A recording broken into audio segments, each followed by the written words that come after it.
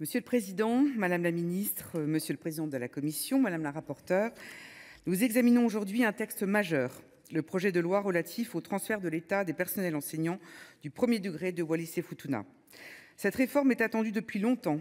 À nous, législateurs, d'être au rendez-vous pour répondre aux attentes légitimes de la communauté éducative locale. Avant toute chose, je tiens à saluer le travail de la rapporteure, Évelyne Corbière-Naminzo. Je salue également l'implication de notre collègue Mikaele Koulimaoua-Toké, sénateur de Wallis-et-Futuna, mobilisé depuis très longtemps sur ce sujet. Au lendemain du référendum de 1959, les îles de Wallis-et-Futuna sont devenues les territoires d'outre-mer. La loi du 28 juillet 1961 leur a conféré un statut spécifique qui les dote d'une organisation institutionnelle toute particulière. Cette organisation repose sur un subtil équilibre entre les trois grandes composantes de l'identité de ce territoire, la République, les chefferies coutumières et l'Église catholique. L'article 7 de la loi de 1961 pose un principe pour le moins unique en France. Il dispose que l'État concède l'exercice de la compétence de l'enseignement du premier degré à la mission catholique par le biais d'une convention renouvelable tous les 5 ans. Or, au printemps 2023, un vaste mouvement de grève, sans doute l'un des plus importants qu'aient connu les deux îles depuis le référendum de 1959, remet en cause ce principe. Les enseignants du premier degré se mobilisent, demandant à être intégrés à la fonction publique de l'État. En réalité, cette revendication est bien plus ancienne que les grèves de 2023. Publié en mars 2024, le rapport de l'Inspection générale de l'éducation, du sport et de la recherche sur l'évolution du statut des maîtres d'école à Wallis-et-Futuna indique qu'elle remonte au début des années 80. Cette contestation s'est accrue ensuite par le maintien d'un différentiel important de rémunération entre les maîtres d'école et les professeurs du secondaire.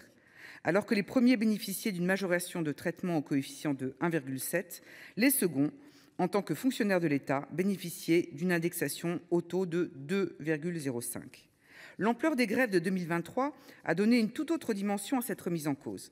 La nécessité d'offrir aux enseignants du premier degré de Wallis-et-Futuna un nouveau statut fait aujourd'hui quasiment consensus, comme le montre le contenu du protocole d'accord de fin de conflit validé à l'issue des grèves en juillet 2023. L'article 1er de cet accord prévoit ainsi que l'État s'engage à mettre fin à la convention de concession de l'enseignement du premier degré à la mission catholique et à ce que les personnels concernés soient transférés vers les services de l'État. C'est tout le sens du présent projet de loi qui habilite le gouvernement à légiférer par voie d'ordonnance à cet effet.